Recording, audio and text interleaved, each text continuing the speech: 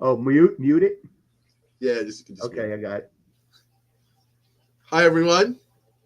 We're a couple of seconds early. It is December 5th, 2023. I think I almost said 2024. I'm time slipping. But welcome. We're just getting started. You didn't miss anything. Welcome to Nighttime Logic and a Gruss vom Krampus to all of you. It is Krampus night.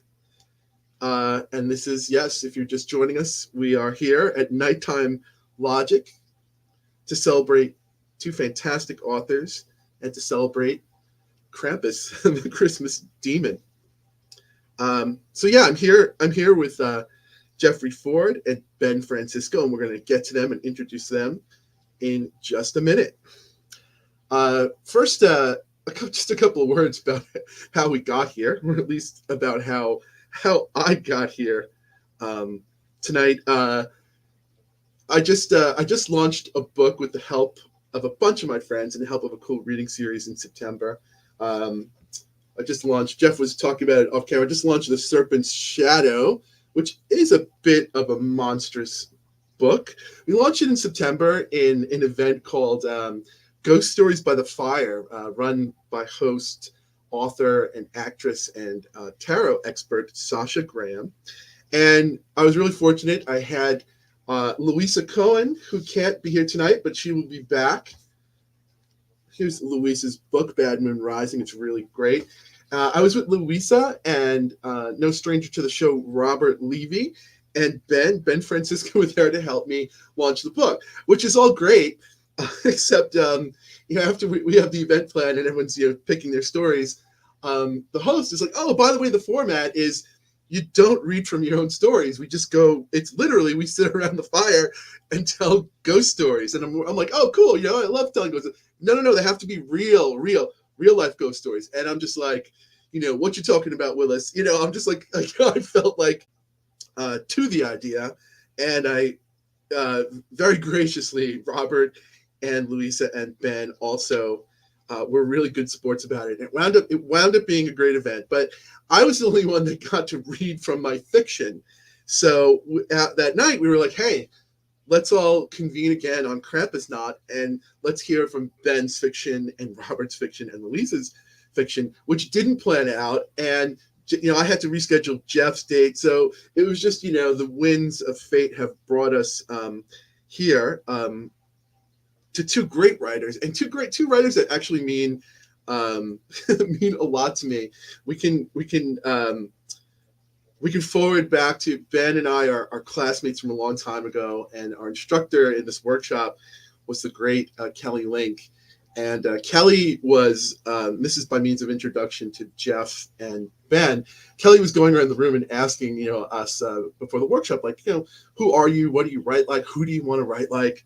And I probably, not probably, I'm certain I mentioned Lucia Shepard, but in the sentence after that, I was like, yeah, but I really want to know how Jeff Ford does his magic.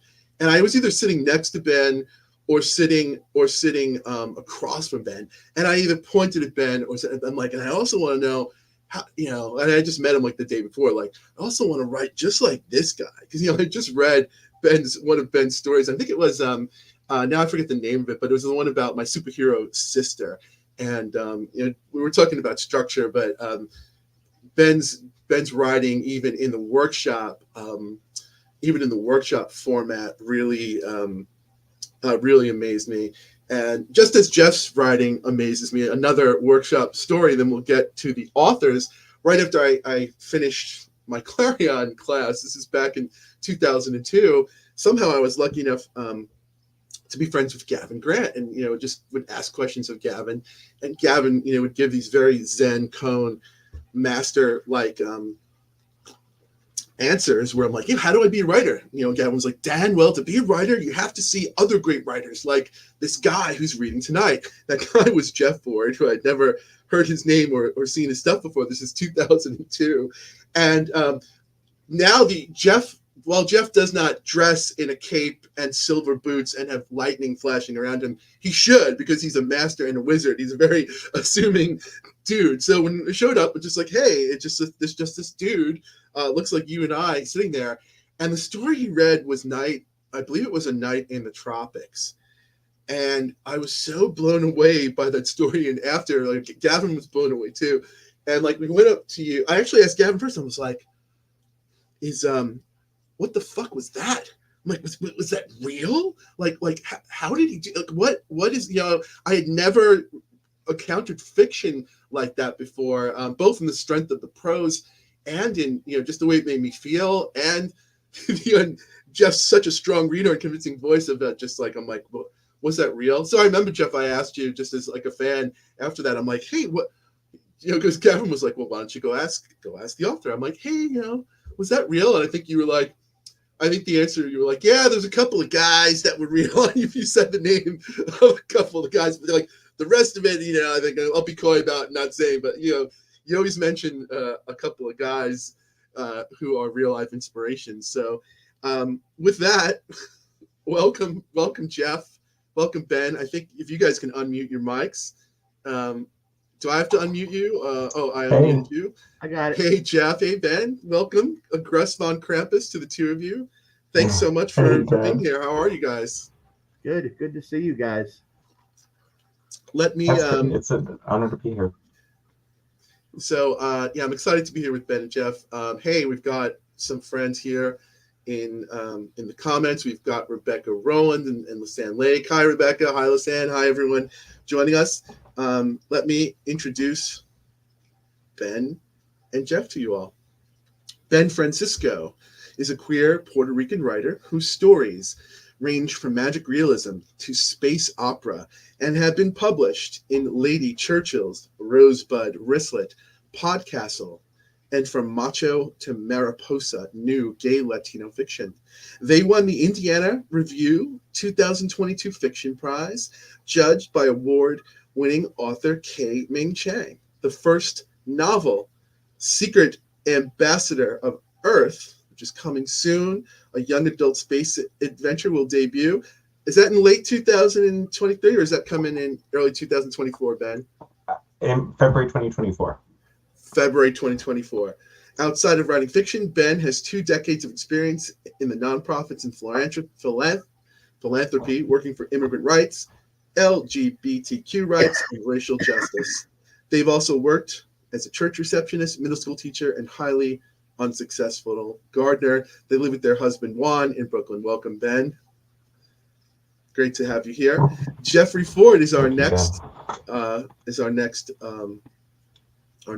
He's the author of the novels The Physiognomy, Memoranda, The Beyond, The Portrait of Mrs. Charbuke, The Girl in the Glass, The Cosmology of the Wider World, The Shadow Year, The Twilight Pariah, Ahab's Return, and Out of Body. His short story collections are The Fantasy Writer's Assistant, The Empire of Ice Cream, The Drowned Life, Crackpot Palace, A Natural History of Hell, The Best of Jeffrey Ford, and one of my favorites, Big Dark Hole. Ford's fiction has appeared in numerous magazines and anthologies, from Tor.com to the Magazine of Fantasy and Science Fiction, to McSweeney's, which we're going to talk a bit about tonight, to the Oxford Book of American Short Stories, and it's been widely translated. It has garnered World Fantasy, Edgar Allan Poe, Shirley Jackson, Nebula Awards, and a New York Times Notable Book of the Year. Very happy to have Jeff Ford with us. Welcome, Jeff. Thank you. Welcome, Ben. So let's get right to it. Oh, I introduced the authors, and I think I should introduce Krampus. I hope I'm not embarrassing Ben. Is it okay to tell this story, Ben? Yes. And this is just goes to another one of Ben's superpowers, because Jeff, after the sound check last night, I think Ben and I were just chatting as we logged out, and Ben was just like, yeah, you mentioned a word in the thing, like, yeah, there was this thing or this word, and I'm like, Krampus? And Ben's like, yeah, Krampus. And so Krampus is a relatively new concept to me as well. I just heard about Krampus. It's been a couple of years already, maybe like 7 or 8 years, but I had no idea what Krampus was, and I was invited to a Krampus event at the Museum of Morbid Anatomy. And, like I show up to a party and everyone, like 100 people are dressed up like a demon, like this Krampus demon. Krampus is the Christmas demon, sort of Santa's dark shadow out of European folklore. In short, he's just the opposite of Santa, I think. You tell kids, be good because Santa's coming and he'll give you gifts from his, rucksack full of presents. And what's missing in America, what didn't, I guess, cross the oceans, was the other half of that until recently, which is, and if you're a terrible kid, Krampus will get you. And you don't get gifts from the sack. You go in the sack and you get beaten with a wooden switch. And that's the folklore. So my first question to the two of you is, are monsters missing? And I guess this had this little epiphany that's sort of faded, but I had that epiphany about Krampus. I'm like, when I found out that it was real and not just this invented party, I'm like, my first thought was, where have you been all my life, Krampus? And the second thought was, is this what is missing from America? Is this what is missing from modern world, from the modern psyche? So I'll throw that question to you.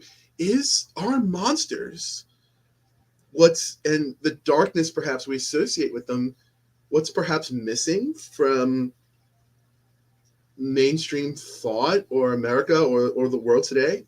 Yes, no, maybe. We'll throw it over to both Ben and Jeff, whoever wants to jump in on that.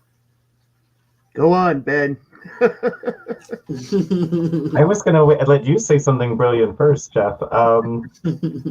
I think yes. I mean, I don't know if they're missing, but I think they're because we do have monsters, monster myths. They may not be as predominant as some other cultures and contexts, but I think monsters, by their nature, sort of capture unconscious fears, and I think that's part of why they're so powerful. I think it's why, I was with someone yesterday and they were asked what their favorite Christmas movie was. And they said, "'Twas the Nightmare Before Christmas." And I think that's actually a common answer, which is like the least Christmassy movie possible, as we're here celebrating. Is that the name of the Tim Burton movie? Is that the Tim Burton? Yeah, that's the Tim Burton movie. Oh, okay. Where Halloween sort of hijacks Christmas. So I think some of that is about the appeal of monsters, and the sort of need to have our fears, manifested in these literary forms. One of the great things about that movie, and I love that movie too. I don't know if you guys like it or not, but I really love that movie. One of the great things about that is it reintroduces children to monsters. In kind of almost a threatening / non-threatening way. I had a chance to ask a question of who's the guy who did the Golden Compass? You know who? Philip Pullman. Pullman, right? I was in England. I had a chance to ask him a question, and I said to him, one of the things that made this book of yours so compelling to me as an adult was there's this scene where what they're trying to do is they're trying to like remove kids' souls from them, right? It's almost as creepy as 101 Dalmatians where they're skinning puppies, But anyway, there's a kid. They find this kid in this shack out in the wilderness, and he's holding on to this fish who was his demon, that was part of this soul connection that he had. But they had separated them, and he's holding on to it, and the fish is dead, just holding on to this thing, shivering out in this place, which was creepy as hell. And I said to him, I think that's missing in children's literature a lot. Like one of the things with Wizard of Oz, the movie, the flying monkeys, when I was a kid, scared the shit out of me when the monkeys started flying and you knew they were coming, And so I think for a long time, and this is what happened with the Krampus too in Germany, there was this whole movement around the 1930s to to get rid of the Krampus because they said he was a bad person and they didn't want to frighten children and stuff like that. But Krampus did make it to America. there was this other entity called the Belsnickel that was that came over on the boat with like the Amish and stuff like that, and it was active in Ohio and Pennsylvania and Maryland, and that was a kind of a strange, you know, I think takeoff on Krampus. I don't know if it was older or if it was just a later manifestation of it, you know. But it's yeah, I agree with Ben. I mean, the monsters are good. You know, monsters are good. I mean, sometimes they wreck. Like Godzilla for me, I have no interest in Godzilla anymore. Yeah, it just doesn't do it. I know there's this new movie out, but I have no interest in seeing it. You know. Stay tuned to part 2 of our evening. I may or may not try to talk about Godzilla, but we'll see. But you guys mentioned, as I suspected, you know, just not you. There's so many things I want to say about the two answers you put there. The first thing I have to point out, since you mentioned the Belsnickel and you mentioned Ohio, I just want to point out to our viewers tonight that we have never seen a confirmed sighting of Jeff Ford or the Belsnickel in Ohio in the same place or at the same time. Just going to put that out there for a second. But more importantly, Belsnickel sometimes wears a dress.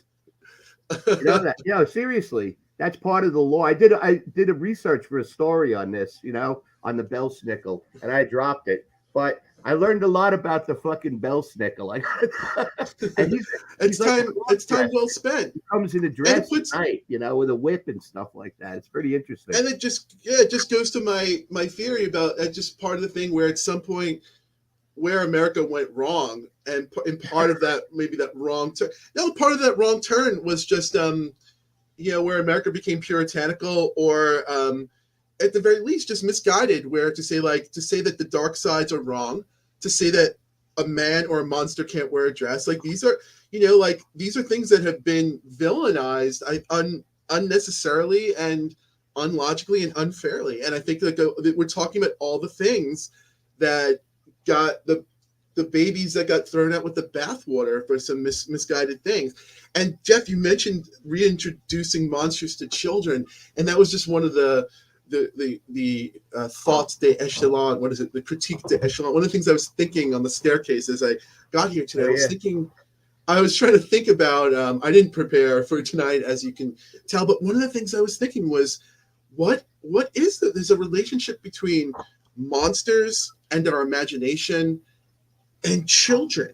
You know, these things are often all, whether or not they're thrown together in the work, they're certainly thrown together in our psyches. They're certainly thrown together at least in my mind. And I'll tell one anecdote before moving on to the next prompt. I was fortunate enough as a child, as a young child, when it was my dad's turn to put me to sleep.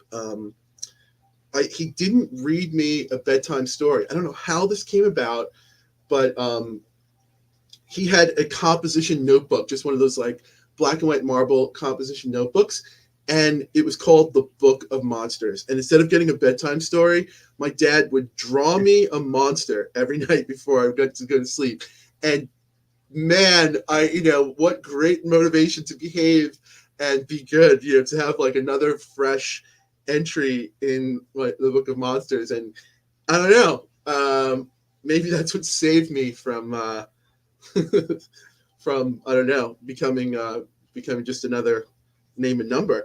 But so we talked about some and we'll talk more about some deep topics about what monsters mean to us and how it fits into literature. But mentioning childhood, another side of it, or perhaps maybe even the first side of it, is monsters are just plain fun. There are all these other things, but like a great story doesn't get to be a great story if it doesn't engage, I think, or if it isn't fun. So I just and often like the fun and the other levels combined. So I just wanted to ask you two, what are your favorite monsters? Like, not like just for face value, just for that fun thing. And you can say, I hate Godzilla, I'm over Godzilla. But what are you into, Jeff? What monster just floats your boat just for pure fun? Well, I mean, you know, that monster in the Thing, the movie The Mhm. Thing, that always creeps me out when I see it. Even no matter how many times I've seen that movie, that's a great scary monster. Also, the Loveland Frogman, Ohio Frogman. I just knew that both these answers were coming. I want to come back to them. Ben, what are some monsters that float your boat that just top of mind that go too fun, go too fun? I think, being a big comic book fan, I really love the tragic, relatable monsters, like who aren't actually that monstrous when you look closely, like the Thing, the Hulk, those sort of, Yeah. big Mm. monsters who are sort of sweet, and, very much draw, I think, sort of owe a lot to Frankenstein, who I think we need to name drop if we're talking about monsters as the father monster and the father of science fiction in so many ways. Um, but I think that's another interesting aspect of monsters is that they're both frightening, but they're often they're relatable. Often we see ourselves in the monster, um, and I think that's part of the appeal. There's that great scene in Frankenstein with the little girl. You know what I mean? Mm. Where Hmm. he's like trying to figure it out in the movie. I mean, it's not the book; it's in the movie. Yeah, And they're by the water there. Uh, yeah, that's I Yeah, think kind of what Ben's talking about. I think that yeah. scene is very touching. yeah. You know. And just despite me trying to just move it into the realm of the fun and the surface, Oh, we just can't do it. The monster, no, they're just so meaningful. The monster is metaphor, or not even the monster is metaphor. The natural stories or the natural parts of us of what's so appealing to them are just there. Yeah, the Thing is such, yeah, it's such a surface level. You can enjoy it on just the creep factor and just the visual appeal, but it triggers such a fear of it doesn't want to kill you. It wants to. Well, there's a lot of different things the Thing wants to do, but one of the things is it just wants to be you. It will take your humanness, and it's a sort of monster. It's a different category of monster in like there's no arguing with it. There's no appealing to it. It's like a different. Perhaps that is the cosmic horror of it. It made me think of one of my favorite movie monsters, um, which is the Blob. I love the Thing, and I love Carpenter's Thing as well. I love the Blob so much, both because it worked for me as a kid, like on the camp, on the campy level of just like the giant Jello kind of rolling through the 1950s James Dean town. But what stuck with me, growing up, or the things that stuck with me, are these fears that you don't really think of as fears. Like the very first scene, there's a homeless guy and he's got a little piece stuck on his hand, and it's like it's a played out scene, but it's like it maybe was the first body horror I ever experienced where it's just like it's the fear that I can't get it off me, and then it it becomes a nightmare scenario, whereas that fear will consume me, and there's no your friends can't save you, your doctor can't save you, all the authority figures at the Rebels Without a Cause, the James Dean, your government can't save you, and there's no arguing with it. It's just this it becomes truly monstrous, and that's why when I go back, I go back to the Blob. I, I think it's both a campy wonder and a nostalgic, but I also think it's a masterpiece. Are you Uh, talking to Steve McQueen, Blob, or the late? yeah, no, I'm talking Steve McQueen for sure. Yeah, Good. All right. not the Okay. later. The 1950s one all the way. Is it Yeah. Irwin? Is it Irwin Selden? Yeah, I'm talking that all the way. Um, I'm not going to try to sell you on Godzilla, but I did make a couple of notes because I did just see the new Godzilla movie, and I really was there's that you can't spoil Godzilla because like okay, spoiler warning, it's Godzilla. He's giant. If he walks around, he's going to accidentally knock down the buildings, and you're going to run away. The end. So you can't really spoil that shit. But you know what? This movie impacted me in a way I wasn't ready for, and in a way that I was surprised because I'm down with the Godzilla. I'll just see men in suits jumping around and punching each other. I'm down for the total just surface level camp all the time. But someone in Toho, or a whole lot of someone's in Toho, did something really, really right with this movie.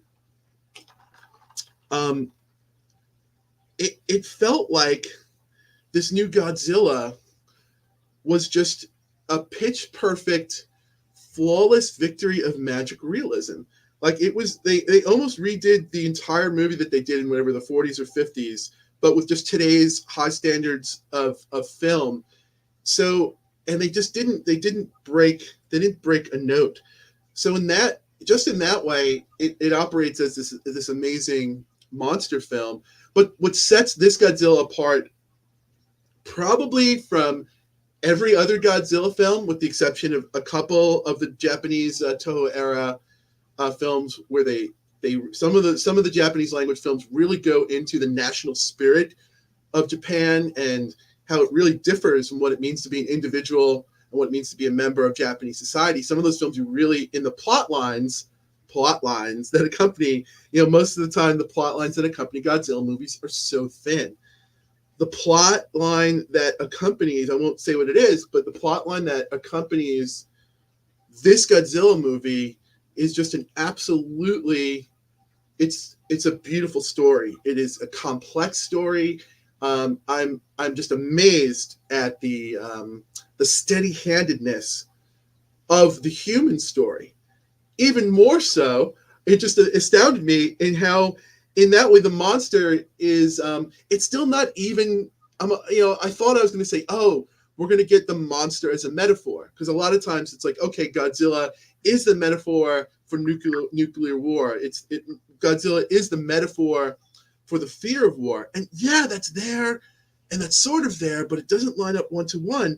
I saw Godzilla as being the catalyst and also being inextricably linked to the human story that was going on. And it's cool to hate Godzilla, or it's cool not to like Godzilla, but for this Godzilla fan, it was really, really astounding. So that was, I guess, my little rant, on Godzilla. Before we move on to more monsters, anything else you two want to say about some of your favorites? Or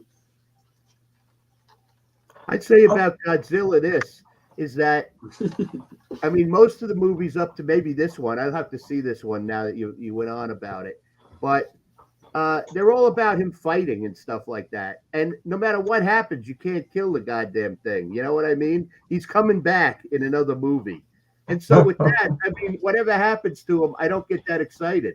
All right? Yeah. I'd rather see Godzilla hanging out, smoking a few cigarettes with his friends and talking and drinking and stuff like that. I'd rather see Godzilla at home than I would fighting somebody or, stepping on buildings at this point. I've seen that a million times. Yeah. That's one of the problems with they don't change over time. It's like Predator. I saw that recent Predator Prey, which was a great idea. I was really into the idea, but I saw it. And the thing is Predator never ups his game. We beat him every time. We beat him when we don't even have technology. And he's got all this stuff where he throws a net on you and squeezes your head into little cubes and stuff like that. But we beat him all the time. What the hell? What the hell? Predator? He's nothing now. I mean, I haven't seen a movie where he's won. We're gonna put a break. Alien. We'll put a breakout quote for tonight's episode on the website. Predator. He's got to up his game, quote unquote, Jeff Ford.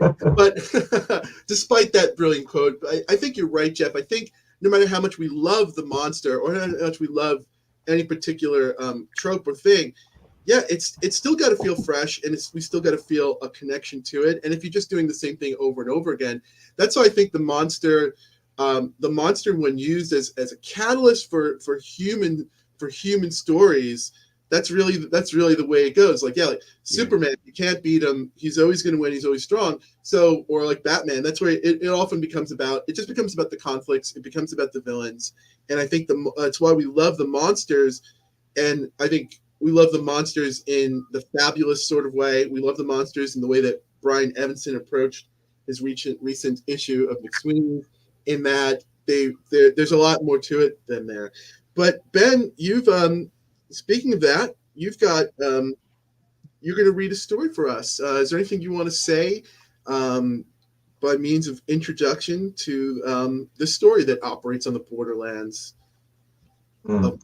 Yeah, I'll say something to introduce it that also sort of relates to this conversation, which is I think you mentioned, Dan, some of the different metaphors that Godzilla can have, and Jeff also mentioned the daemons in his Dark Materials by Philip Pullman, and I think one of the things that makes monsters interesting and that makes fiction interesting is when it's slippery. When you can't, like you could say, I mean, Frankenstein is a great example, right? You could say Frankenstein means 17 different things, and they would all be right, and then you can retell that story in so many different ways with exploring different aspects of the meaning. And I think that's one of the things I most enjoy about monsters, enjoy about magic realism, enjoy about speculative fiction in general, is we get into this slippery territory where we know that we're getting at deeper unconscious meanings, but it's not totally clear, and different people will squint at it in different ways and take something else out, to take a different meaning out of it. And I love that. So the story I'm going to read is called Two People, and it is definitely a slippery story. It's a story I actually that had trouble finding a home, maybe because it was a little bit weird. In fact, I had one editor send me a very lovely rejection letter saying, this is a beautiful story, but I think it's just too weird for me. And usually when I get responses like that, that means that I've actually got something good, something that just needs to find its audience and its home. And this is the one that actually, it ended up winning the Indiana Review Fiction Award and was published a few months ago in this issue of Indiana Review, which you can find on their website online. So with that, and it does have a monster in it, so I thought it would be a little on point with our discussion. And with that, I'm going to jump into the story. Two People. As I awake one morning from difficult dreams, I find that my husband has transformed into two people. One Ezekiel lies beside me in our bed, as always, half sitting up and typing furiously on his laptop. The other Ezekiel sits on the floor beside the bed, his legs crossed and eyes closed, meditating. Is everything okay? I ask. Of course, Velo, says Ezekiel, the typing one. We're fine. You should go back to sleep. He's right. It's still early for me, but sleep evades me. I'm kept awake by the sound of Ezekiel's typing and by the disturbance of a single word echoing in my head. We. At first, I try to carry on as if everything were normal. I go into the office as usual, hoping that when I come home, there will only be one Ezekiel. But at the end of the day, there are still two of him. It's my turn to make dinner, so I chop vegetables for shrimp pasta with some sauteed eggplant on the side. I cook enough for three. What else can I do? Dinner's pleasant enough. I tell Ezekiel about my day at work, and he tells me he's working on a new project, something he's excited about, though he doesn't share any details. The new Ezekiel doesn't talk very much. Maybe this won't be so bad. Maybe this is just a new twist for us to manage, like when we first had to move to San Francisco. Maybe things will continue to be the same for me and Ezekiel, with the occasional quirky addition of a doppelganger who hangs about quietly meditating. It will cost some extra money having another mouth to feed, but maybe the new Ezekiel can pitch in. If he has even half the smarts that my Ezekiel has, then he's eminently employable. Software engineers are in constant demand in the valley. Halfway through dinner, I notice that the new Ezekiel has eaten 2 helpings of eggplant, but hasn't touched his shrimp pasta, which has always been one of his favorites. Aren't you hungry? I ask. I'm sorry, he says. It's just that I'm a vegetarian. I look at my Ezekiel's plate, and he's eaten plenty of shrimp scampi. Oh, I say. It's nothing personal, says the carnivorous Ezekiel, gesturing toward his vegetarian twin. It's a matter of ethics. I look back and forth between the two of them, utterly disoriented. The vegetarian has finished eating. He closes his eyes and concentrates as if reading a book on the inside of his eyelids. It's approaching, he says. eyelids still closed, still far, but nearer than it has ever been before, and closer to the surface. I know, Ezekiel says. I already finished the schematics. The Ezekiels nod at each other. Is that why there are two of you now? I say, desperation creeping into my voice. Because of this thing that's coming? What's getting nearer? Ezekiel holds a finger to pursed lips and lets out a silent shh. Quiet your questions. One of us, two of us, three of us. These are illusions.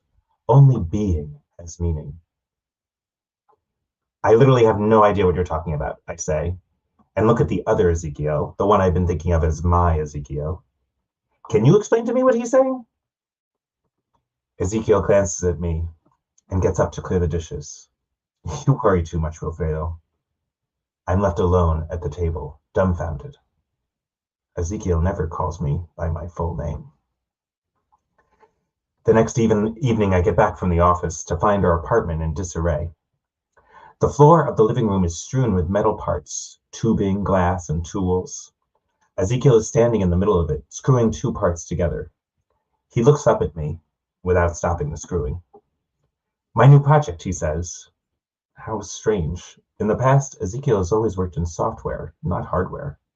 But I don't comment. I wouldn't want him to think me unsupportive, not when there's so much going on. The other Ezekiel is in the bedroom, which I find has been stripped of all furniture. The television, the bed, the nightstand, all gone. So are the paintings and the photographs that hung on the walls until this morning. The room is empty, save for a plain blue rug in the middle of the floor, and a tray of candles and incense beside it. Where are we supposed to sleep? I say. Ezekiel gestures at the rug on the floor. You know I have a bad back, I say, my voice sharp. But does he know? Maybe only the other Ezekiel knows that. We must simplify, Wilfredo, says the Ezekiel in front of me. From that, all else will follow. Simplify my aching back, I mutter, and trod out of the room. At night, I bring some pillows in from the sofa, attempting to make my spot on the rug somewhat comfortable. Ezekiel sits beside me, typing on his laptop, while the other Ezekiel kneels on the far side of the room, meditating in front of 4 candles. The room is mostly shadows, lit only by the glow of the laptop and Ezekiel's face and the flickering dance of candlelight on the walls. I curl myself up against Ezekiel and touch his arm, look up at his face. He keeps typing but lets my hands stay there, our bodies gently touching. After a sleepless hour, Ezekiel closes his laptop and sets it on the floor beside him. I reach for his cheek, thinking we're about to kiss goodnight. But then the other Ezekiel blows out the candles, and the room goes dark. Bare feet pad across the hardwood floor, and another body crawls onto the rug. The other Ezekiel shoves his way between us. He lies on his back, no pillows, palms and up and his legs spread wide. Corpse pose, he says, highly conducive to mindful rest. Part of me wants to climb over him and shout at Ezekiel for bringing this doppelganger into our lives. Part of me wants to physically drag the other Ezekiel by the leg of his mindful corpse pose out of our apartment and bolt the door behind him. But my anger is overwhelmed by fear. Fear that if I lock out one Ezekiel, I might lose the other. I turn on my other side and try to sleep. I begin worrying that neither Ezekiel is my Ezekiel. They both call me Wilfredo when they talk to me at all. I search the city for the true Ezekiel. I go to his favorite cafes and restaurants, the Whole Foods where we do our weekly groceries. He is nowhere that I look, but I do run into an old friend of his in Noe Valley. How's Ezekiel, she says. It's been forever. Oh, he's fine, I say, because the truth is too embarrassing and too elusive. On the weekend, Ezekiel tells me that his new project is ready, pointing at 4 enormous crescent moons of metal and glass resting against the living room wall. He tells me they've rented a truck. Its front car has room for 3. I help the 2 Ezekiels load the 4 crescent moons onto the truck's flatbed. The pieces are heavy and awkwardly shaped, and it takes all 3 of us to get them down the stairs. I feel so relieved, so happy that they still need me. It must be a long trip we're taking because Ezekiel packs a duffel bag with extra clothes and dried food. I pack a bag of clothes for myself too. The other Ezekiel brings only a baggie of candles and incense. Ezekiel drives and I sit in the passenger seat with the other Ezekiel between us. After 2 hours through winding roads, we get to a remote pier. We unload the big pieces of metal onto the dock, and Ezekiel begins screwing and welding the crescent moons together. I hold the pieces for him as he welds, fetch things from his toolbox. The other Ezekiel takes off his sandals and walks to the edge of the pier, sits and dangles his feet in the water, staring out at the sun and the bay.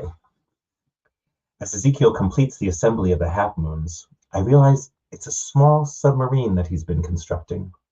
Not torpedo-shaped, but round and non-threatening, like the yellow ones you see on the science channels.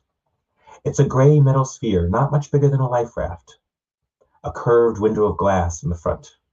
I worry it won't work, but when we push it into the water, it plops in and floats to the surface, bobbing like an apple in a barrel of water. Ezekiel goes first, jumping onto the submarine and grabbing it by one of its handles, then climbing into the tiny hatch on top. The other Ezekiel takes off all his clothes and dives naked into the water. He emerges and climbs up the ladder on the side of the submarine. His smooth brown skin glistening wet, he silently crawls into the hatch. I can see the two of them through the glass, inside the submarine as it bobs in the water. Ezekiel's leaning over, pressing buttons and pulling levers. The other Ezekiel, still naked and wet, sits in one of 3 chairs, staring blankly out the window. He's beautiful. They're both so beautiful, even now. And they're waiting for me. I leap off the dock, trying to land on the submarine like the first Ezekiel did, but I miss. I fall in belly first, and the water greets me with a brutal slap. Disoriented, it's hard to get my head above water. I tread over to the submarine, climb up the ladder on the side. Neither Ezekiel comes to help me. As soon as I climb into the hatch, Ezekiel seals it behind me. The submarine dives, faster and deeper than I'd expected. The purpose of our expedition is unclear to me. The Ezekiels answer my questions cryptically or with silence. Within hours, we're far out at sea. The dark waters before us are lit only by the headlights of the submarine. We pass schools of blue-brown fish and color-changing jellies. We steer our way through forests of algae. Ezekiel photographs every creature that we see, taking careful notes of them on his laptop. The other Ezekiel sits in ceaseless meditation. Every few hours, we snack on trail mix or dried fruit. There's a tube where we can dispose of our waste. It's cramped inside the submarine, but Ezekiel has thought of everything. We sleep in our chairs. At the center of the vessel, there's just enough room to stand and stretch. The journey goes on for days. I feel stir-crazy. It's too much being inside this tiny sphere of metal and glass at the bottom of the ocean. But the Ezekiels are unbothered by it, engrossed in work and meditation.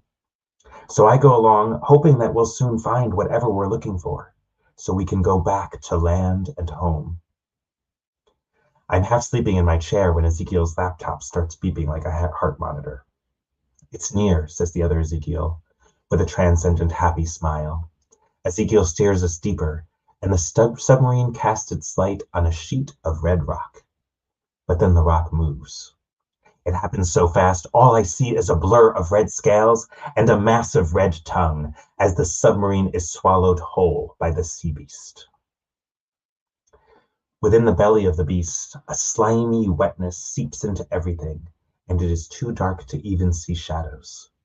We've abandoned the submarine, which has been dented and rendered useless by the beast's maw and the juices of its stomach. I power on my phone, turn on the light.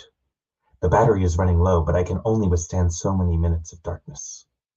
In the phone's blue light, I see fish bones everywhere, and dozens of half-digested carcasses, jellies, octopuses, and several sharks.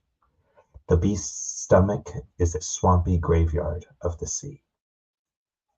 The light catches Ezekiel, a dozen meters away. It's too slippery to walk, so he crawls on his hands and knees, groping at the walls of the inside of the creature's stomach, hoping to map its perimeter and find an exit. but it's been hours, and he's only crawled in circles. A few feet away, the other Ezekiel sits cross-legged, palms up, meditating. Om, he says. I crawl my way toward Ezekiel and shine my light along his path, hoping to help him in his search. If we got in, there has to be a way back out, he says, as we crawl together through the slime. We're again united in purpose, side by side, his fingers occasionally grazing mine as he gropes for purchase on the slippery floor. Sometimes we're rocked about by the movement of the beast swimming through the water, and we catch each other's bodies as we stumble. Amidst the stink of acid and half-digested fish, I feel elated to feel this close to him again. I feel sure that Ezekiel is right, that an exit is within our reach, if we work together to find it. We can leave the other Ezekiel behind, oming his way into oblivion. We finally find a hole, which Ezekiel believes to be the entrance to the esophagus, but it's too slippery for us to climb through. My cell phone has run out of power, and we've already gone through half of the other Ezekiel's candles. Ezekiel is getting increasingly desperate.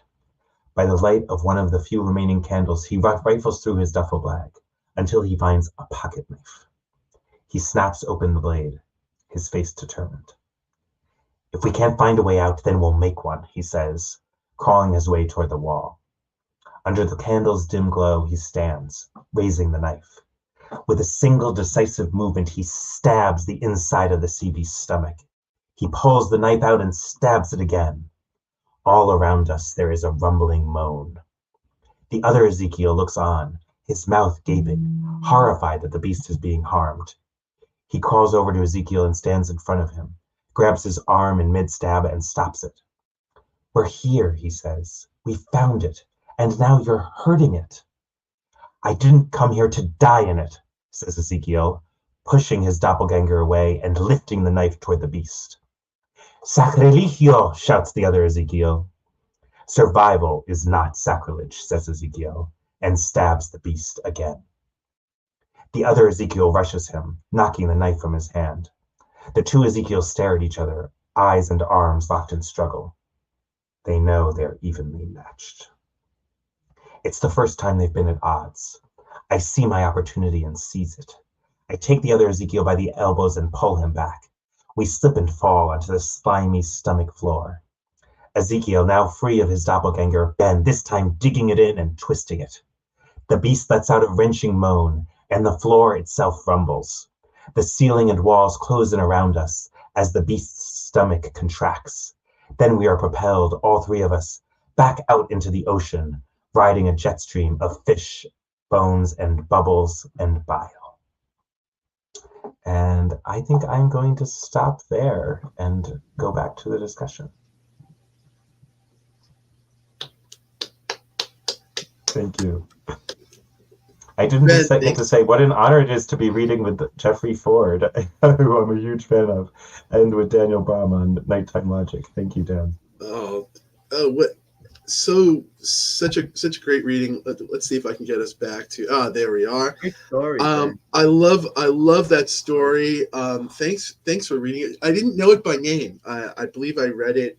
I may have read an iteration of it, and I love that story. Congratulations on winning that award and publication in the review. That's fantastic, and it's such a wonderful monster. It's exactly the sort of monster story I love.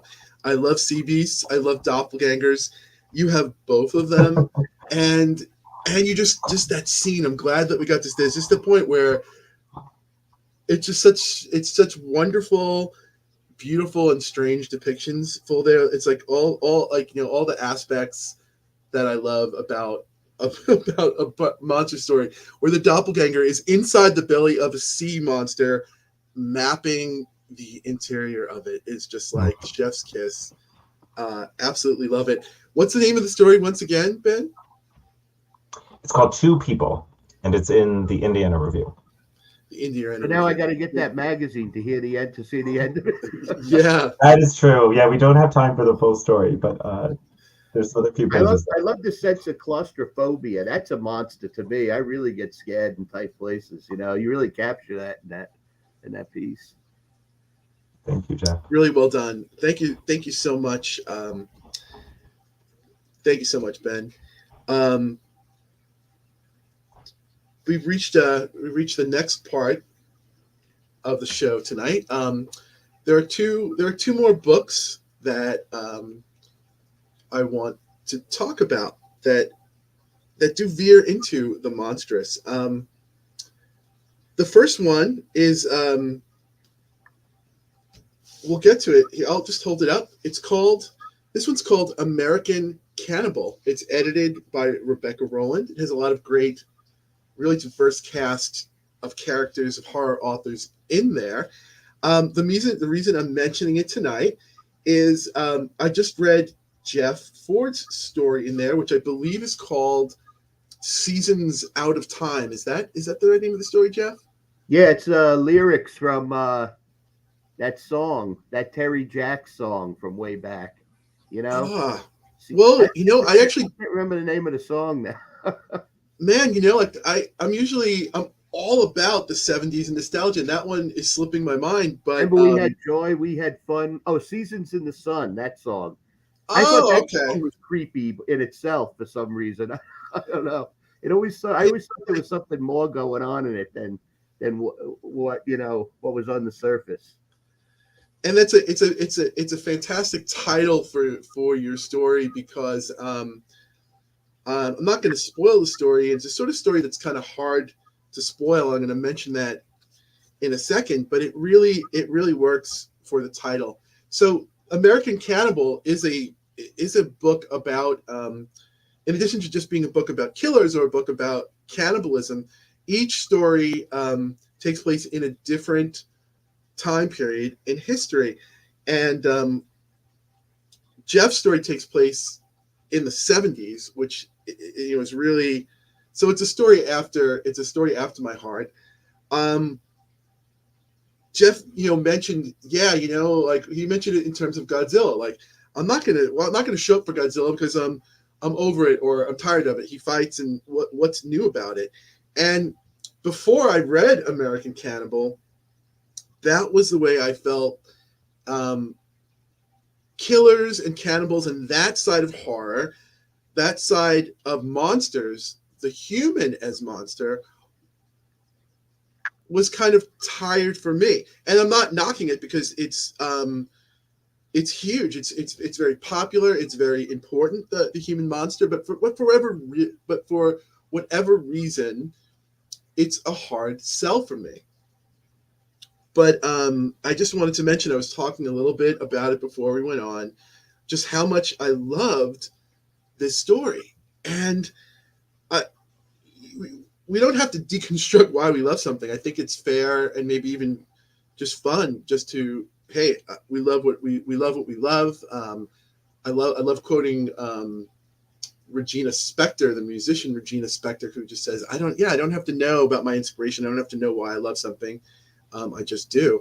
But then we wouldn't have this show. But so just thinking about it, in Seasons in Time is just the story of a killer, or a would-be serial killer, and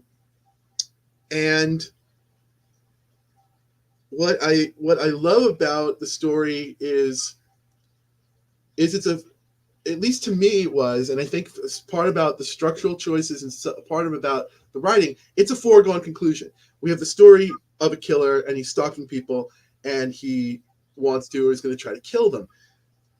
So we've seen this a million times before. I'm fortunate enough that a few years back, I was a student of Jeff's in one of his writing workshops, and he said something that was fantastically simple and cryptic to me when he was talking about his own writing process. And I hope I don't misquote him. I remember him telling us students, he says, yeah, writing a story is easy. Here's how you do it. You just pick a person, and then you just follow them, and then you write it all down. And I remember thinking that, and I hope I'm not miscategorizing that. I'm like, yeah, you do that if you're Jeff Ford. And what I mean by that is, yeah, it is really simple. You can write a story where you just pick a person and follow them and write it all down. But because I think someone like Jeff has just internalized all the craft and the technique that's needed that goes along with that. The reason I'm mentioning that particular thing that I remember, I hope I'm not misremembering it, is I felt like I saw that in action in the story in American Cannibal, in the story of this human monster. But yeah, Jeff, what's so amazing to me is when you're following this killer, this guy around through a story that's very familiar to us. Yeah, there's a killer. It's the 70s, and he's stalking and going to kill someone. What's really amazing about it, and where I think the story would fail, and like, you know, most people who would try to write that story the way you did, is the richness of the sensory detail and the setting. And we get to see the setting. It goes backwards and forwards in time, even on a sentence level, even on a paragraph level. Sometimes Stephen King does that or has done that, and he'll just sort of like sprinkle it in, like he'll say like, oh, and after he turned the corner, we never saw him again. But you do that even when just describing the 1970s, and it's really smooth. It's really effective, and I like to say that it's also really it's deceptive. It's deceptively you make it look easy, because I don't think it's easy to do something about that. How was it writing about the human monster in American Cannibal, Jeff? Well, I mean, cannibalism, like I was saying to Ben before, you know, cannibalism it's like vampires, just too messy.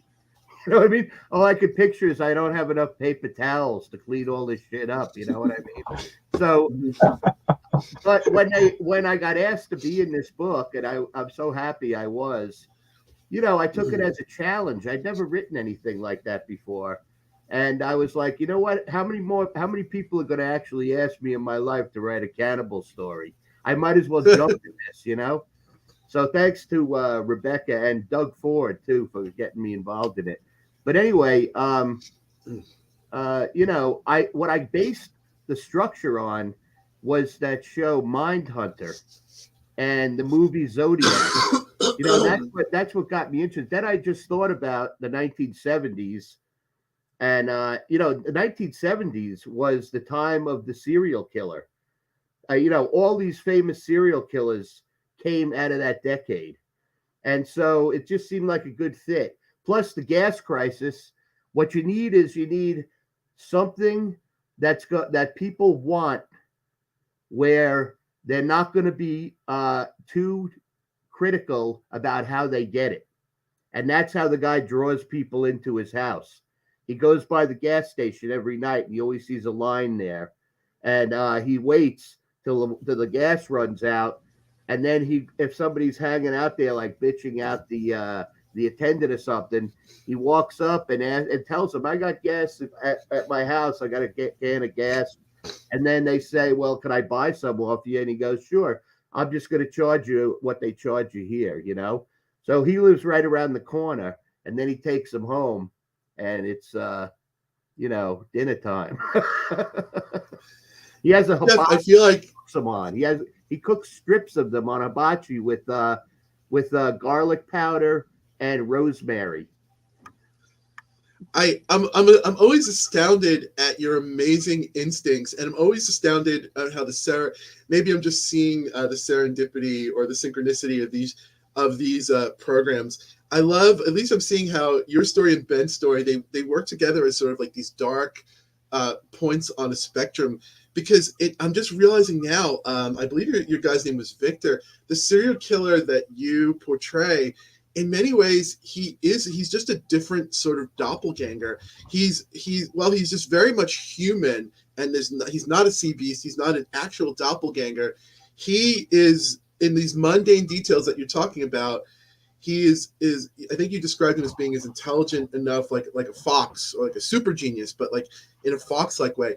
He's able, you made the story so interesting, and I think also what's interesting about the killer fiction or media that I do like, and I think that is really successful, is like these details where he really is able to analyze so effectively the human psyche, but instead of using it, for connection or love or art, he's using it to hunt. Like he understands humans so well, but he's saying like, oh yeah, if I'm gonna kill her, she has to trust me enough.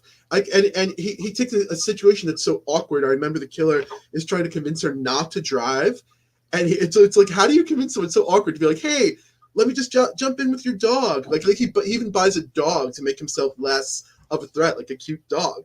And he's just calculated in ways of disarming all those awkward ways where you'd be like, you know what, fuck that, I'm out. And he just the way that he disarms. The way that he disarms his victim is amazing. And then of course it's still a Jeff Ford story, because then even there is a point of disorientation about what's going on with the victim that was really well done as well. That's just I won't say it, but yeah, when you please pick up the book and check it out, you'll really. Well, the guy's schlubby, he's schlubby looking. So he's described at one point as the Pillsbury Doughboy with the mind of a fox, Yeah. Yeah, and his victim, you're not sure if the victim is going to turn the tables. You're not sure if the victim. There's some very creepy stuff that's going on about the victim as well. Yeah. The other book. So yeah, I just got to say, man, you make it look easy. Even taking a story that I'm inclined to be like, what? Like you really captured the sense of wonder, and you drew me in. You drew me into that. There's a lot of great that actually. I had a lot of fun. I mean, because the 1970s, you got mood rings. You had mood rings. You had like those rabbit coats that women used to wear, those little jackets. You had gas stations. You had CBGBs. You had punk rock. CBGBs. I mean, I'm down for anything that's just gonna give me that nostalgia for the 70s, and you did it great. I love the way it was served up. It's the only time I can remember, because in '79 I got married. It's the only period I remember before. Man, like you also wrote about Long Island. I'm a Long Islander. Occasionally, I know you lived with your wife for some period of time in Long Island, and sometimes when I'm driving those back areas, I do think of young Jeff Ford living in that motel that you sometimes talk about when I pass. Oh, that was in New York. We lived in the motel. Yeah. Oh, okay. New York. Yeah. So I've motor in our love nest. I've fictionalized it. Another book that I want to talk about, and it's quite visual. I've forgotten. Oh, it's issue 71 of McSweeney's, edited by Brian Evanson, and I'm showing you the spine right here because before we talk about the inside of the book, this book is great. Thank you so much to McSweeney's for sending it to me. It comes in a triple slipcased edition. This slides in the top, and I wasn't sure I was going to be able to unbox it in time for tonight. It was just this monstrous, beautiful puzzle of this hard copy. It's edited by Brian Evanson. Jeff's got a story in there. And then, of course, you worry when I see books like that. I'm like, oh, shit. How am I going to read it? I have to buy a reading copy or an electronic copy. But this copy, the spine, and I don't know if it's leather bound or the binding of it, it just reads really well. It's a very readable book as well. So McSweeney's has a long history of fabulism. Let's read this little bit here about McSweeney's. Sunday-sized newspaper issues, sweaty human head issues, Z-shaped double books, magnetically bound triple books, books disguised as party balloons. McSweeney's has taken a head-spinning variety of forms over the past 20 odd years, and we're just getting started. I think I read my first issue of McSweeney's when I was looking for Private Grave 9 by Karen Joy Fowler, and was turned on to McSweeney's. Brian Evanson wrote about horror and the monstrous in his introduction here. One of the things he mentions some of his influences. One of them is a 2002 issue of Conjunctions, the fabulous journal Conjunctions, and that was the guest issue edited by Peter Straub. So, and it fits right in with the kind of material that Ben read for us. And Brian, in his introduction, he talks about, he was asked to deliver a issue about horror and the monstrous, yet he took on the challenge of wanting to deliver something that would both push and challenge and reinvent the boundaries of horror, and that would also be appealing to the readers and the clientele of McSweeney's and their expectations. And I think he mentioning fabulism was a great point. And of course, who do you think of when you think of that? It's great to that he thought of you, Jeff. What can you tell us? What's the name of the story that you came up for this issue, The Monstrous and the Terrible, McSweeney's 71, edited by Brian Evanson? My story is 100 Nights of Nothing, and I don't even know if I would call it a horror story. I saw somebody online describe it as as a story of Gnostic dread. Hey, it was as good a description as I could come up with, but I mean, it's not like a classic horror story. Let's put it that way. You know, I was happy they put it in there. I never thought I'd be in this magazine, so that's awesome. You know, I really was thrilled to be in there. And Brian, fabulous editor and writer and stuff. You know. Yeah, just a fabulous writer, fabulous editor, and just and a fabulous educator as well. I mean, he's just really soft spoken, but just really sharp and on the ball. We were talking about postmodernism in horror just the other day, and where I'm just tripping over my tongue. He is just so got it on the tip of his tongue. He's just really sharp and thinks about these things. So let's talk more about this. Let's hear the story, Jeff, and we'll come back and we'll talk about it. I got to turn my light on. Hold on. All right. I can't see a damn thing anymore. Here we go. All right, here we go. All right. Okay, I got it. Here we go. All right. 100 Nights of Nothing. There's an old bar, the Cauldron, in the moonlit pocket of my brain where the characters I use for stories hang out and wait to get the call. This place is not in the best neighborhood. As far as I've ever bothered to picture it, it's kind of dilapidated factory town from the 30s, like Johnson City in upstate New York. 2/3 empty and ever night. The street lamp outside the bar is always flickering against the harsh autumn wind.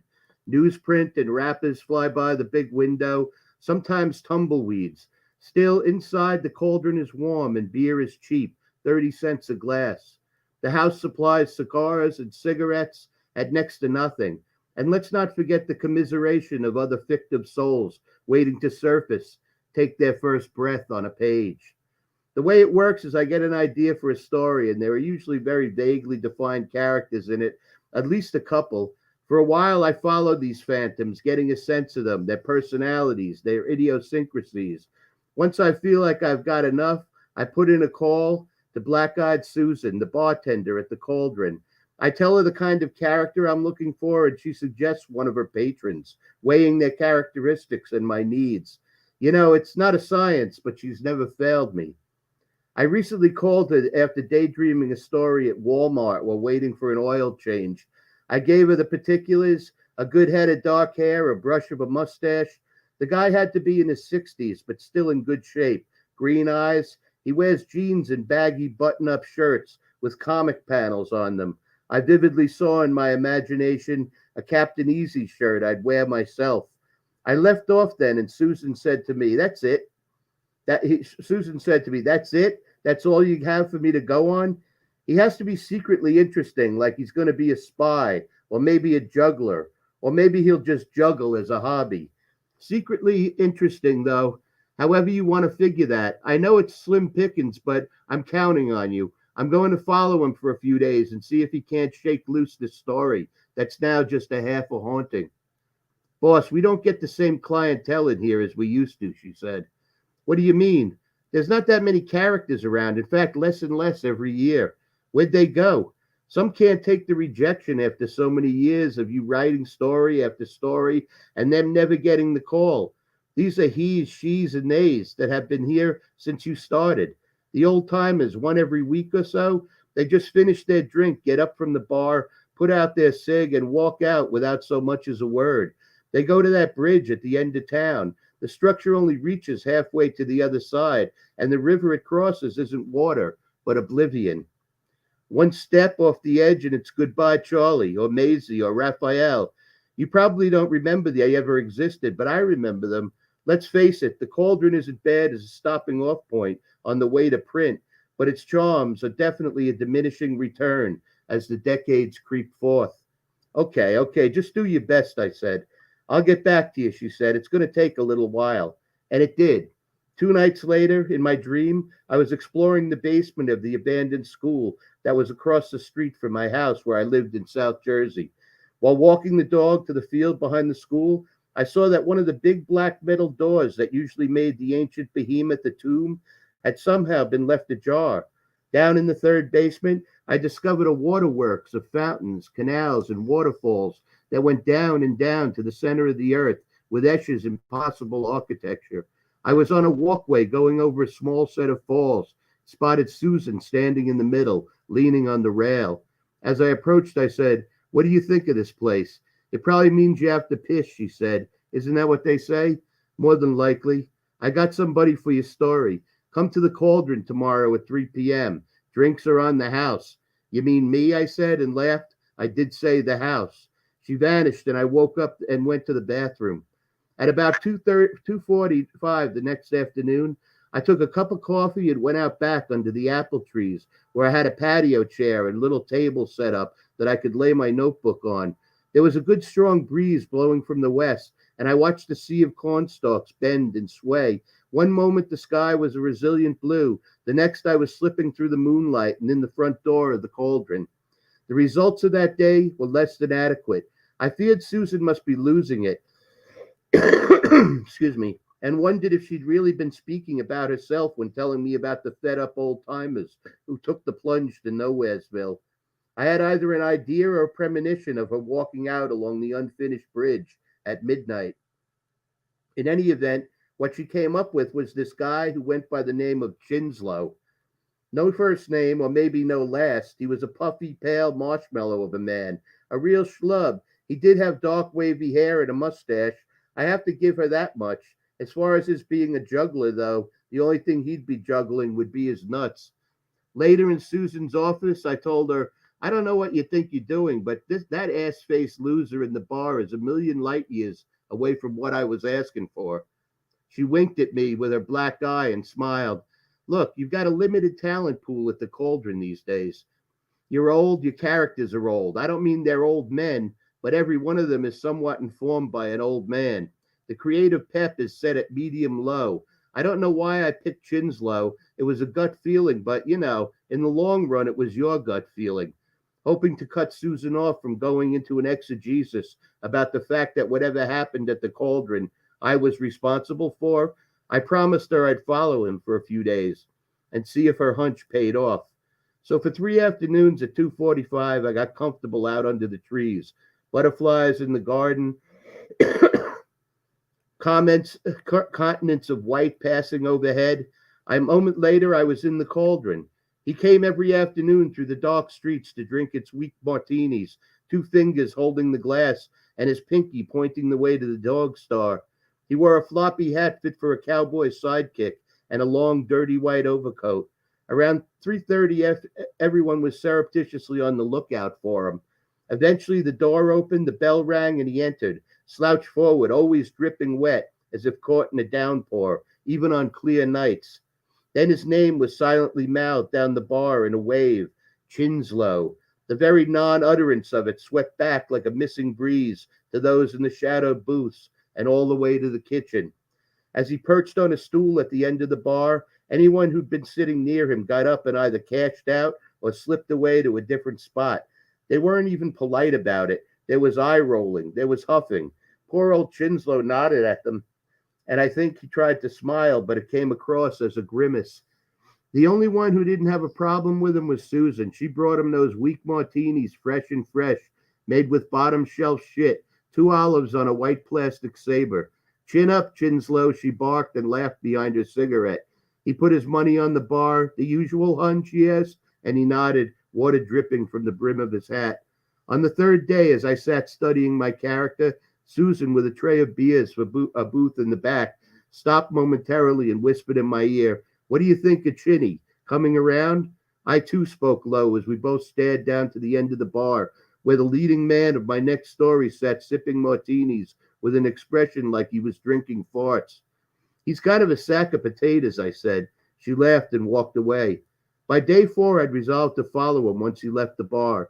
That was easier said than done. You see, with the cauldron being a nodule of my creation in the greater topography and neighborhoods of my mind, I had easy access to it. But when I left to follow him into the non-imagined neighborhood that surrounded the bar, I would have to use real concentration to unfold it as I moved through it, and meanwhile keep an eye on Chinslow. I usually did my daydreaming out under the apple trees in the warmer months, but for this undertaking I realized I needed to go deep, and the beauty of the afternoon would interfere with my imagination. So I stayed inside and set up in the living room in front of the TV with a cup of tea. I flicked on Ancient Aliens, and in minutes, that steady stream of Blither, Puma Punku, Sirius B, Easter Island, the Sphinx, Too Much Tesla, became like white noise. In a minute, I found myself in the cauldron. Chin had just risen from his stool. He adjusted the floppy nature of his hat, did a kind of spinning turn, staggered toward the door, bagged on shit-teenies.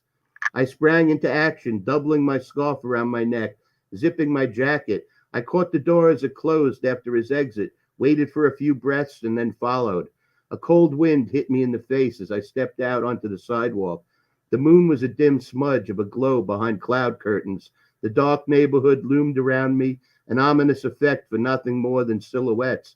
I turned right and then left to see Chinslow lurching homeward. His overcoat was its own diminishing smudge in the night. I picked up the pace. As we walked along, I noticed that once in a while there was a light on in one of the windows of the places I thought were all abandoned or never lived in. Then I saw the figure of a woman, long red hair, yellow dress, pass before one of those windows. I heard music playing from another open window. It came to me that the town was much more than silhouettes. But if that was the case, what were these characters doing outside the bar? They were all supposed to be in the cauldron awaiting my call. Chinslow stopped to lean against a tree and puke while I hid down the street behind a hedge. I put in a call to Susan. She answered, and the sound of the bar in full swing burst around her voice. "What's with all these characters living out here in the dark?" I whispered. "It's been going on for years," she said. "I certainly can't stop them. They all know they're supposed to stay in the cauldron if they want a chance at making it into a story. Some just get distracted, I guess. I'm not happy about the spread of chaos in my mind," I said. "Don't worry, it happens to everyone when they get old. Is that supposed to be a consolation?" She laughed. "I've held a gun on these dumb fucks and warned them that if they went for the door, I was going to drill them. They'd had it to the point where they just kept walking." "You didn't shoot? Come on, are you serious?" Up ahead, Shinny was on the move again. "Things are going to change," were my last words. As the call faded, I heard her say, "Sure, sure." His place was a brownstone in a row of them. Across the street was an abandoned and boarded-up factory. Pale yellow lamplight shone from the first-floor windows. I looked up at the 3 stories above and saw that they were all darkened and the glass was broken. I surmised that he must be using the 2 apartments on the first floor. From where I stood on the street, I could see only his shadow moving on the ceiling. I saw him pass back and forth across the foyer from apartment to apartment. It was my intention not to be seen, but I had this gnawing sense that I had to get to the bottom of things. What that meant, I had no idea. I took the steps cautiously and made it to the front door. The last I noticed, Chinslow was in the apartment on the right. Leaning out over the iron banister on that side of the steps, I was able to look in and see Chinny pouring himself a large whiskey. He fiddled with some device on his table. Music came out. I smiled to hear the ink spots whispering grass. The big soft fool, now sans hat and overcoat, dressed in a rumpled white shirt, baggy pants, and suspenders, sat in his office chair, picked up a pair of scissors and a piece of paper, and began cutting something out. Before long, my back hurt. As I eased up to stand straight and give it all a rest, I heard a voice behind me. "What do you think you're doing?" she said. I turned and was confronted with a middle-aged woman in a leather jacket and pants. She had a spiky hairdo and the general appearance of what they used to call a goth. She also had a pistol, and it was aimed at me. I put my hands up and smiled. "Hi, just out for a stroll," I said. She waved the gun at me. "Get inside," she said. I didn't expect the door to be unlocked, but it was. The old door with stained glass window creaked open. I passed through into the light of the hallway. Behind me, I heard a yell for Chin. An instant later, he lumbered through the apartment door into the hallway. "I found this asshole peeping in your window on the front steps." "There's a treat," said Chinslow. He stepped forward. I'd never noticed how big his mitts were. He grabbed me by the collar and shoved my back into the wall. Then his bar stool cushion of a face was in mine, and all that marshmallow seemed to turn instantly to muscle. "I saw you at the cauldron," he said, balling his free hand into a fist and rearing back. "Wait a second," I said, and managed to slip an arm up between us. "I saw you leave the last few nights, and I wondered where you might be going. I was thinking I wanted to escape the cauldron for a while and see what was out here. I wanted to see where you went." His grip eased, and he smiled. "Another poor bastard character." He took his cigarettes out of his shirt pocket, knocked one out for himself, and offered me the pack. "It's okay, Ivy. Just another schlub like the rest of us." The woman put the gun in her jacket pocket and zipped it. "Come on in, I'll show you around." He led the way through the open apartment door. There was a long explanation of how the two of them had set the place up, with their bedroom and personal stuff in the apartment across the hall, and this one, which was like an office for them. For the time being, I nodded and smiled, happy just to have avoided being shot or beaten to death. "This is what the apartments are like in the neighborhood," said Chin.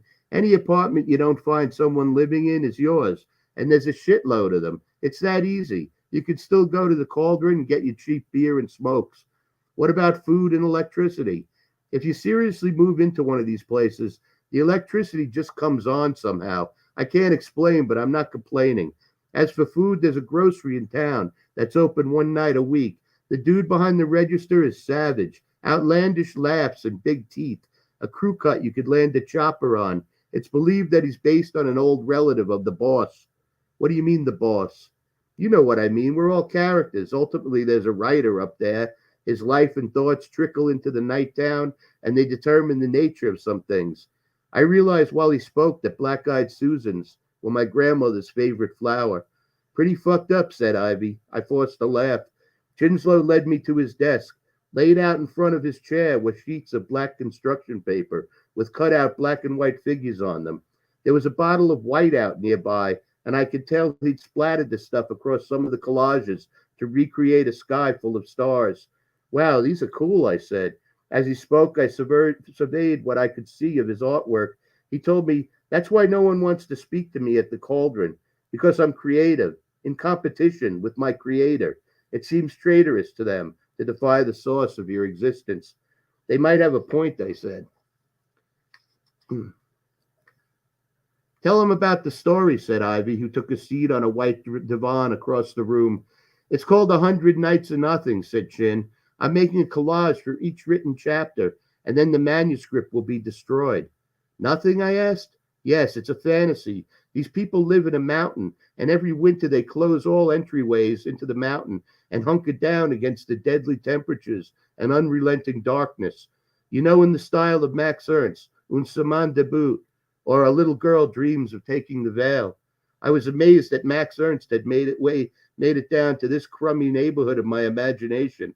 I realized he must have had more an effect on me than I'd ever known. Chin taxied for a takeoff and then talked for a while. There were demons and angels in the story, royal romance, all kinds of craziness. When he finally went quiet, I said, and I bet at the end of those 100 days of frozen darkness, the mountain and its culture shatter into a million pieces from the cold. Wait, said Chin. He was starting to staring. He was starting to remind me of Jackie Gleason. How'd you know that? What, the ending? Because I wrote that book back in the late 80s. I'm the guy, the writer who runs this shop, the boss, so to speak. Even as I said it, I realized revealing my identity was a bad idea. I saw Ivy unzip her pistol pocket and Chinslow wave her off. Instead of shooting me, she got up and poured us all a whiskey. What are you doing here? Asked Chinslow. I'm writing a story, and Susan at the bar suggested you would be a perfect character for it. So I came to see you.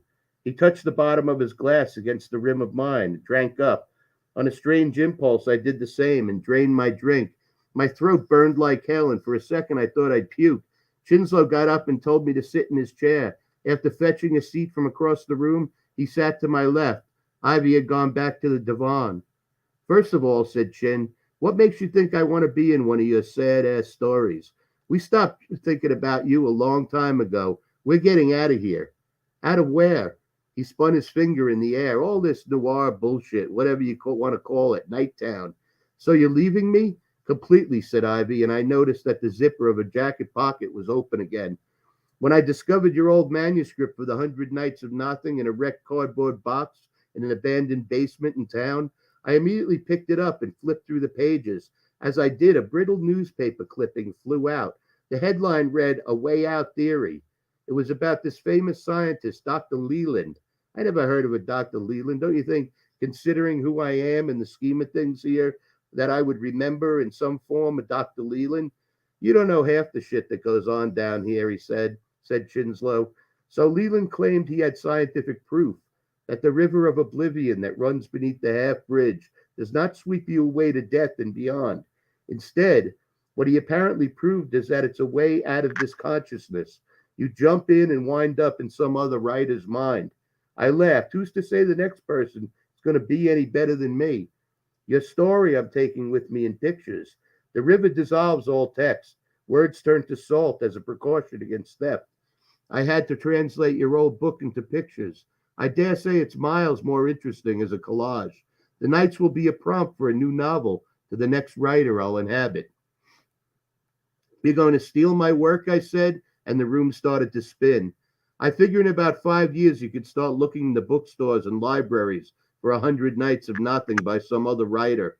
Ivy and I, names changed, of course, will be the main characters, the king and queen of the mountain city. Did you put something in my drink, I asked, and the two of them laughed.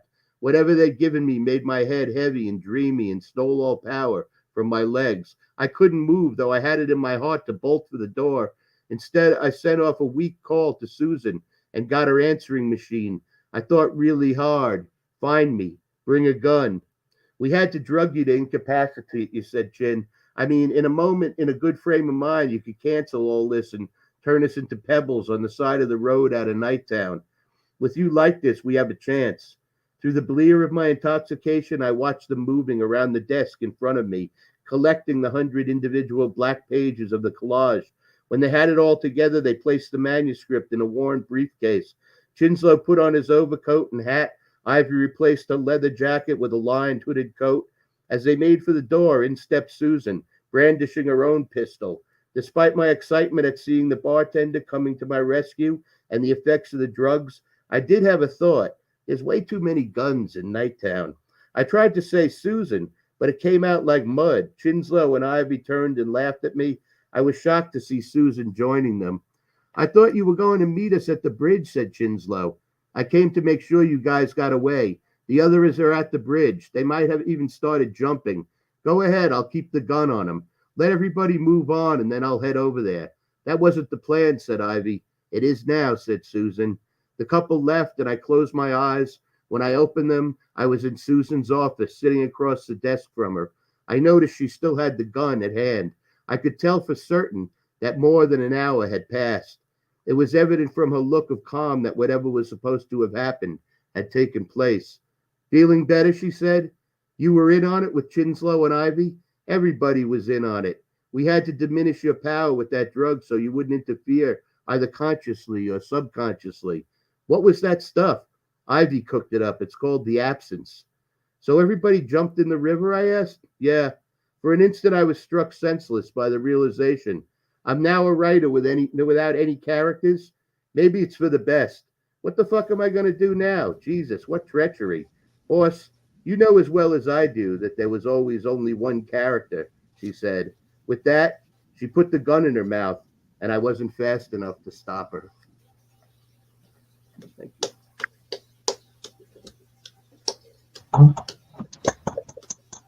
Wow. Thanks.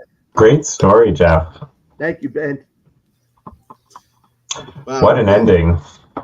Hey, Ben, if you could just, I think, adjust your volume a little bit there. If you could turn your mic down. That's what happens when you get old and you're a writer. Wow, Jeff, what a great story. What a great just another beat. Anyone who's not a stranger to the Jeff Ford as a character in Jeff Ford stories, thread or arc, it's just hardly another beat. You know, a vital installment of that. I'm really tempted to say something about that, but I'm going to have to save it for when we go off the air. But speaking of story of Gnostic Dread. Stories of Gnostic Dread and other stories by Jeff Ford, featuring Jeff Ford. Wow. Really loved it. Yeah, and I guess well, you know, there's a lot of connection between my story and Ben's story. I mean, it was this thing that you're used to, you know, this part of you that you're used to, like you would be with your partner or with your own thoughts. And this other thing, you know, insinuates itself into it. I thought the connection, when he read his story, I thought it was pretty interesting. And there's a and there's just a lot of and the water.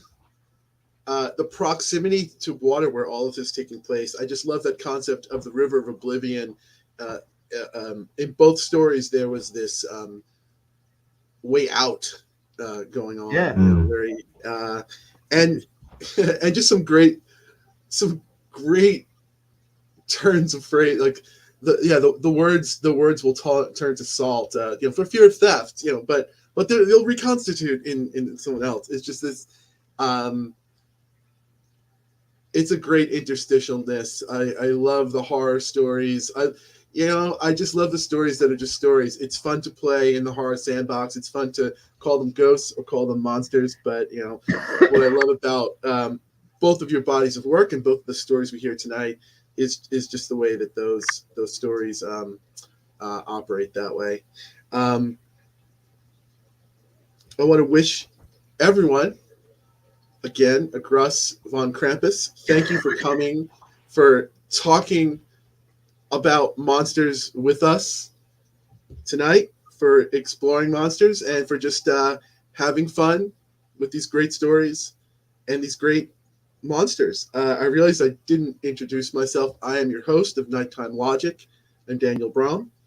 I want to give a shout out to the Green Hand Bookstore. You can ask for my book, The Serpent Shadow, there. I believe it's in stock or coming soon.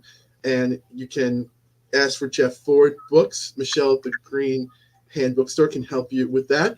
And before we go, Ben, your book, The Secret Ambassador of Earth, that's coming out in February 2024. What's the best way someone can connect with that or more about your works, Ben? I'd say my website, benfrancisco.net.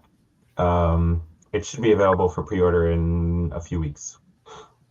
Fantastic. So check back in the new year. Jeff, check that out in February 2024. Jeff, we didn't get a chance to talk about it tonight, but I know you have a story out in, I believe it's Uncanny Magazine as well. Where can someone connect with that story? You can see it online. I think it's free, man, online.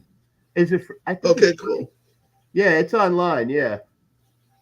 All right, where online would someone check that out? Is the magazine called Uncanny? Just go over to, I'm not familiar with it, go over to Uncanny Magazine. Oh yeah, it's been around for a while. It's a good magazine. It's the first time I've been in there.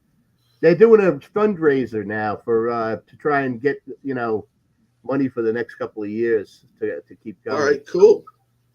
Cool. And you can connect with, again, the stories we talked about tonight. You can find them in American Cannibal and McSweeney's issue 71, the horror stories edited by Brian Evanson. Thank you again to Jeff Ford and Ben Francisco. Ben and Jeff, stick around as we go into the river of oblivion. Nighttime Logic will be turning to salt, but we'll be reconstituting ourselves in 2024. We're going to be back. We're going to be back at an increased frequency, and we're going to be back. Hopefully, we'll have Jeff and Ben back with us, but we'll also be having some guests I've been wanting to have on the show for a long time, as well as some of our favorites. So thank you very much. Grass von Krampus. Stay inspired. Stay safe, everyone. Take care. Yeah, Thank you, happy Dan. holidays. Such a pleasure.